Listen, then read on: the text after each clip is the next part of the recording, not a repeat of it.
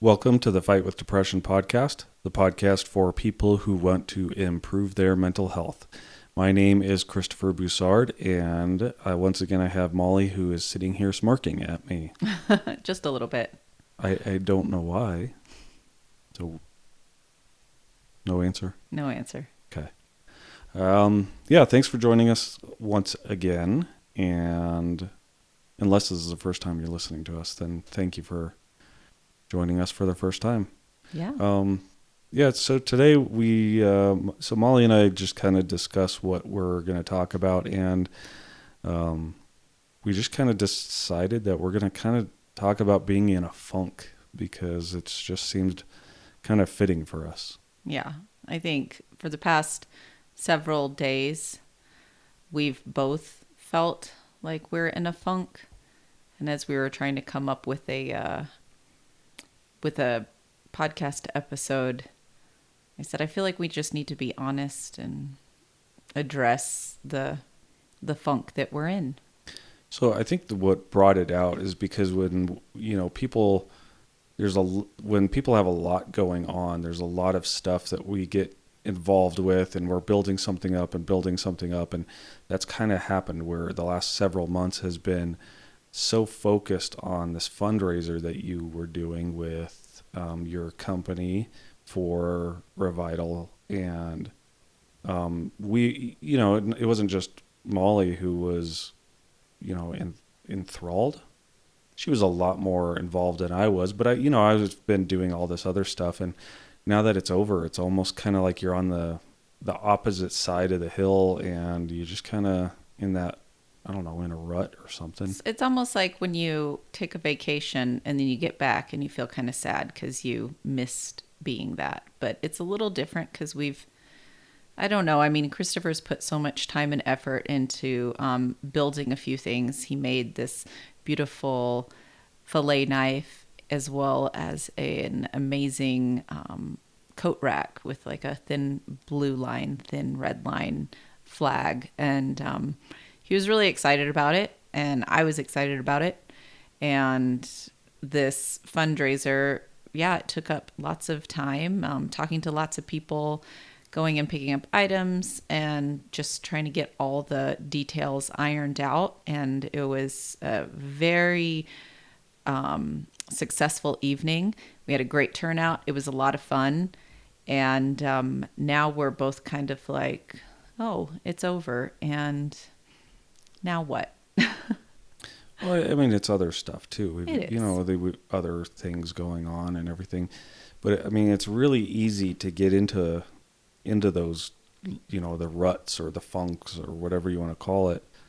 But it's very difficult to get out of. Absolutely. And we just kind of have been in this little rut for the last few days. Well, and there's a few other things that, I think it's with the transition in your career, and then my career, being a little on the slower side right now, which I've been very thankful for since this fundraiser. But I'm kind of ready to pick back up and get moving again. So I think that kind of all that stuff, it's because we haven't been go, even, I guess getting the kids ready for school and everything like that. But it's, anyway, I think. Which definitely puts me in a funk. Yeah, I feel like we're very boring right now. We're are. just talking about how boring we are and how, I don't know. So anyway, let's move on. How do you get out of the funk, or can you get out of it on your own, or do you have to rely on other people to do that? Are you asking me this? I am. Okay, because it looked like you were going to say something else. So I think it's interesting. I think it just kind of depends, of course, with really what's going on. Our youngest daughter yesterday was playing in the living room, and I was talking to Christopher saying how we're in a funk. And I can't remember if it was our son or our youngest daughter. One of them said, what does that mean? What does a funk mean? We kind of explained it. We said, we just don't feel very happy right now. Kind of, a little bit sad, but just don't have any energy to do anything. And I loved that our 8-year-old daughter said, we could go on a walk together And in all honesty, that was such a great response and completely not anything that I wanted to do because of the funk that I'm in. And it made me really sad that that wasn't something I wanted to do. I was going to push myself and try to take her on a walk, but we did have a back to school night for my son. So we ended up going there instead. But it was just the sweetness. And sometimes, sometimes it is as simple as getting outside and going on a walk and clearing your head a little bit that can, I wouldn't say fix it, but can definitely kind of help you get on the right track. Well, I think sometimes we like to be in those funks where, it's almost, I don't know, comforting or something where, somebody says, "Oh, I want to go on let's go on a walk or something." And you're like, "No, because that might make me feel better. So I just want to sit here and not be happy." And I don't know. I think sometimes it takes that person to maybe just go, "No, you're going to come with me. You're going to come on you're going to go on a walk with me," or "No, you need to get out of the house and do something," or you're going to work and you're coming home and you don't want to do anything after work because you got to get ready for work the next day, or whatever it is, whatever your situation. Then people find excuses for not doing things because they kind of, maybe they want to be, I don't know, they want to be in that, or it's just comforting, and it takes somebody to almost force them. I don't know that forcing is the right thing to do, but Encourage them. Encouraging and kind of helping. I have, on my notes here, and the reason I wrote this down. So I don't know what I was going to say. I like to, I listen to a lot of things that Brene Brown talks about. And one of my favorite things that she was, the analogy, I guess, would you call it an analogy? She says, the difference between sympathy and empathy is, if somebody gets into a hole, sympathy is looking down in the hole at the person and going, "Yeah, it sure sucks down there," or empathy is crawling into the hole with them. And so I think the difference is if somebody is in that mindset, like, I don't want to do anything, I'm miserable because I've got to go back to work tomorrow, or whatever it is, the sympathy is going, "Yep, yeah, that sucks. Well, I'm going to go out and have a good time. So, you can come with me if you want, but, if you're a loser if you don't come with me." I know Molly's giving me a weird look, but that's the mentality, is like, "Oh, well, you don't want to do that. Shame on you," or "That's too bad for you," or I don't know. I see a lot of that.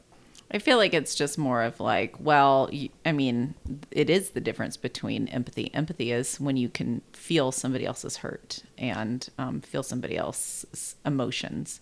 And when you're just like, okay, well, that's too bad, let's move on. There's a lack of care there, I feel. And I think sometimes, for example, last night we were invited to a small little gathering, neighbor's birthday.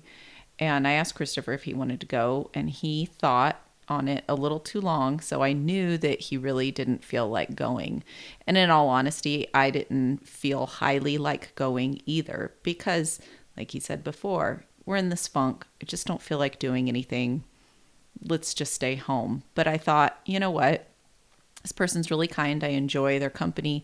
I'm just going to pop in and say hi. And I invited him, and he definitely didn't feel like going. And I think that it was okay in that kind of a situation, because we discussed it. We talked about it, and I'm not going to push you into an uncomfortable situation that's going to maybe make it worse, because, each person's different. I tend to get cheered up when I'm around people. And I think my husband has the opposite effect. Sometimes he needs to be alone to kind of process and work through things. And if I would have forced him to go, that would have possibly just made him even more funky. Is that a good analogy? Good funky? Like funky. Good word. Yeah. Go to, yeah. Yeah. No, but I think, yes, some of that is you need to, like, it's the empathy part where, okay, well, what do you need? What is it? Instead of just going, okay, well, you're on your own. Sometimes I do need to get out and be with people, and other times it's like, no, that's the opposite of what I need. And I think there's a lot of people like that, whereas sometimes it's like, okay, I don't want to, but that's probably what I need, versus the other times where it's like, I don't want to, and I definitely don't, that's going to make it even worse. So that empathy aspect is actually caring enough to go, okay, what is it that you need? Why are you feeling this way? What's going on? Why, what do you need in this particular circumstance? And I think that's that empathy versus the sympathy, as going, yeah, I'm, sorry you're in a bad mood. I'm going to be going to the party or the get together, or whatever it is, and just leaving the person, even though that in that moment, maybe they do need to go with you. They just need to be encouraged to do so. Yeah. To do so. To do so. Not to do some. But also, it's just one of those things, I think, that we've been pretty good at being empathetic with each other, in the fact that just giving a hug and understanding. Sometimes it's not words, it's just sitting there and, yep, we're both kind of funky right now.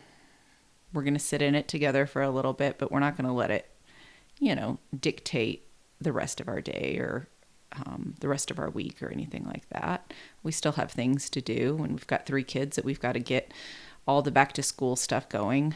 But just recognizing that, yeah, neither one of us are really in the best of places at the moment, I guess. Well, sometimes that can even be just like a phone call from a friend or something. Like, we talked about that before, where somebody's like, hey, I noticed that he's kind of just been really not all there lately. Yeah, okay, let me give him a call. Whatever it is. Yeah. So anyway, but that's kind of how to get somebody else out of a funk. But what if you find yourself in that funk? We have said funk a lot. Should we change the word to funky? No, because you've said that. So can you get yourself out of there? Can you pick yourself up by your bootstraps? I don't like that. Pick yourself up by your bootstraps. I think that's terrible. And they said that because you cannot do that. I know. That's where that came about. Yes. Is because you physically cannot pick yourself up by your bootstraps. You do need somebody else to do that for you. This is correct. Okay. Yeah. So once again, I don't like that saying. It's like, it's pretty tough. And I think that, that's a hard one, because sometimes I think it's just dependent on what's going on, what you're going through. Because we've talked about this many times before. Either one of us can be kind of in a bad mood or in a funk, and just knowing that the other person is there, understanding that, sometimes it just lasts an hour or so and we're okay again. But what happens when it's a lot deeper than that? And I don't think that I am very good at all at getting myself out of it. I need other people, for sure. Well, and that's easy to spiral. It's easy to keep going down and down and down, because you start getting in your own head. You start kind of, thinking about a bunch of stuff. It's like that show Alone. You watch that show Alone, and they talk about how, when you're by yourself, when you don't, when they have the bad weather coming in and they're stuck in their little shelter. And that's the worst time, because you're alone and you're sitting there and you have nothing left to do but think. And sometimes that can get really, you start going downhill, you start spiraling, and you do need somebody else to help you pick you up by your bootstraps, because you can't do it. So I think at that point that the way to do that is to just let somebody else know, like, I am not in a good place right now. Yeah. I am not funky. You are funky. Well, it depends on how you look at the word. I have a few friends that I know, if I'm going through something rough and I can't talk to you, or you're, when you were at work or something like that, and I'm just feeling not good, I know that I have a couple friends that will listen. They don't try to fix the things. They just listen and are encouraging and kind. And it's amazing what that does. But the challenge is you have to sometimes be the one to reach out to somebody else when you're going through it, because not everybody is going to be able to see that. And if you're recognizing that you're in a funk, you're in a mood, you're in whatever, and it's not getting better, don't let yourself stand in your own way. Reach out to a trusted friend or a spouse or a sibling or somebody. Well, and I don't even remember what I was going to say. You've had that problem twice today. Yeah, I think it's just this, this funk. I was going to say, do we dare say it? I know, The funk. we keep saying it. But no, I mean, I think in that, if you reach out to somebody, it's up to you to reach out and just say, I am not in a good place right now. I need something. I need a friend or whatever. But if you got somebody that, reaches out, the best thing is just to listen to them, because it's so easy to dismiss somebody and to say, oh man, that really sucks, but I'm really busy right now, so I've got something I've got to get done. And I think that's kind of a kick in the pants when you're already in a bad mood, is just to, dismiss somebody. Yeah. Well, I mean, or to try to fix it, because they just might be reaching out to you to hear some encouraging words or just talk to you or get their mind off of whatever they're going through. But you don't need to fix things for somebody sometimes. You just need to be the person that lends an ear. But it's not necessarily even fixing it either. We talked about this in the marriage course that we went through, Molly and I did, and we are bad at doing this. And I'm going to say we, because I don't do it, and I don't think you do it either. But just asking the person, like, what can I do to make your day easier?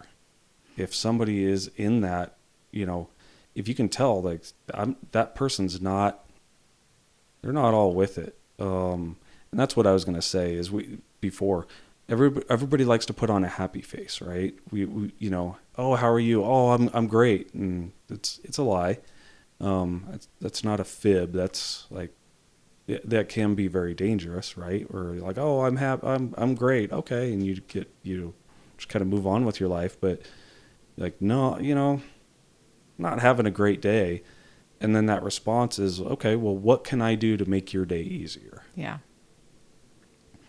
I don't know. I think, I don't know that I've ever said it in those words to you that way, but I definitely will say, what can I do for you? What can I do?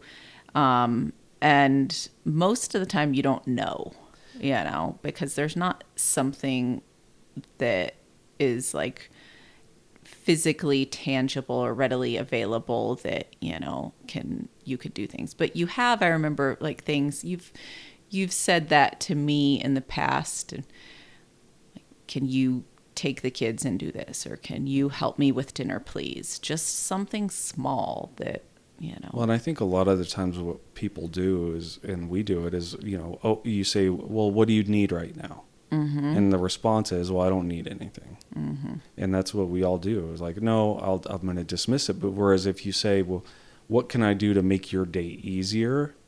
That opens that up to go, okay, well, there could be something, what to make my day. Oh, what would make my day easier versus what do you need? Well, I don't need anything right now. Yeah. I don't need you to take the garbage out for me, or, I don't know. what would make your day easier? Oh, well, taking out the garbage would make my day easier.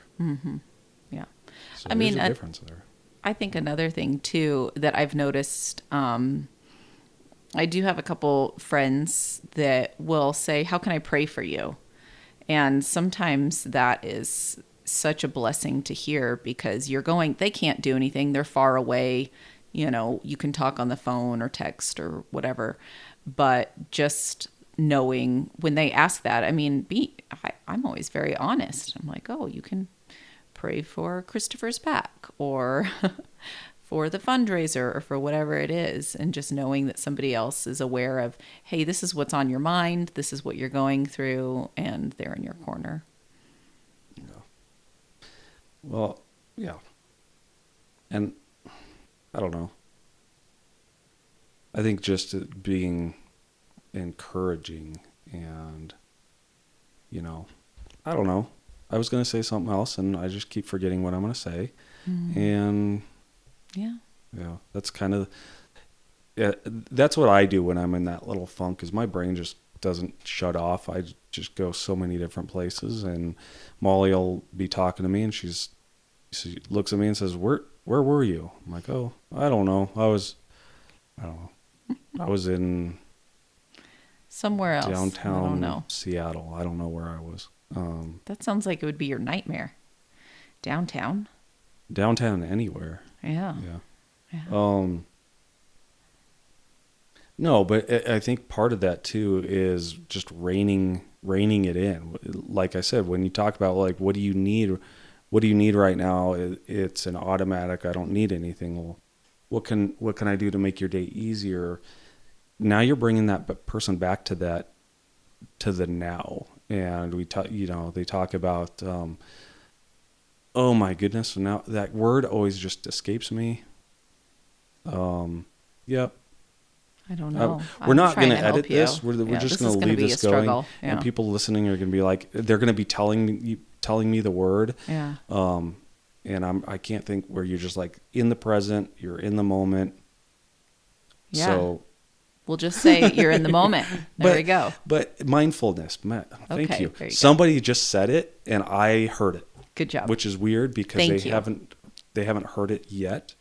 But thank you to the person who yelled out mindfulness. So that mindfulness, that's what we talk about is, this is what I'm doing. So when you just that question, well, what can I do to make your day easier?